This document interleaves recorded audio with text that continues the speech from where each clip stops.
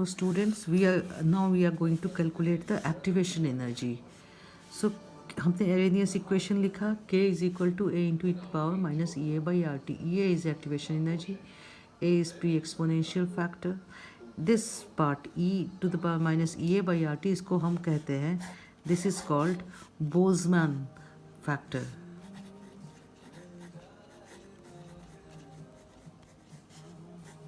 Boltzmann factor. Alright, तो हमें activation energy निकालनी है, तो we will take log of it.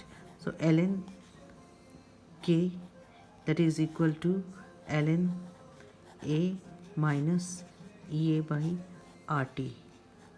Okay, converting it to log base 10, we will get log k is equal to log a minus EA by 2.303 RT. 2.303 RT.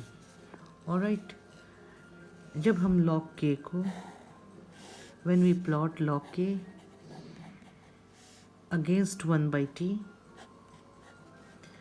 then we get a straight line. The slope of this straight line, that is equal to minus EA by 2.303 R, and the intercept is log A.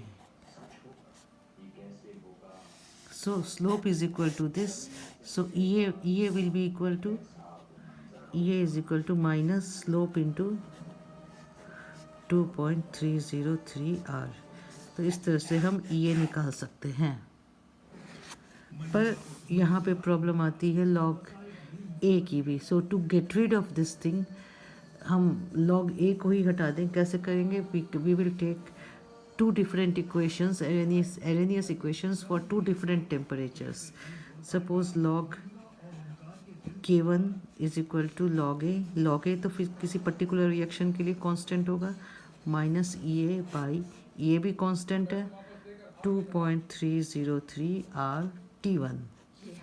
Okay, and log K2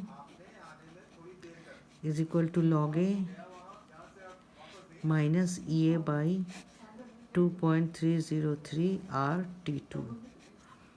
Now log K2 minus log K1, that is log K2 by K1, that becomes equal to EA by 2.303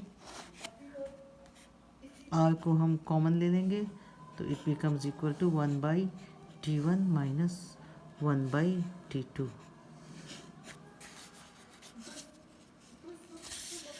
So this equation log K2 by K1 is equal to EA by 2.303 R, 1 by T1 minus 1 by T2, और T2 minus, इसको हम इस तरह से भी लिख सकते हैं, EA by 2.303 R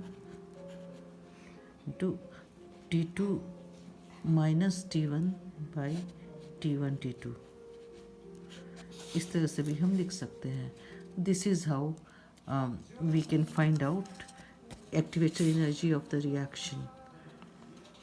Or if activation energy is known, we can find out log K2 K1 इस तरह से. So this is all about today's class.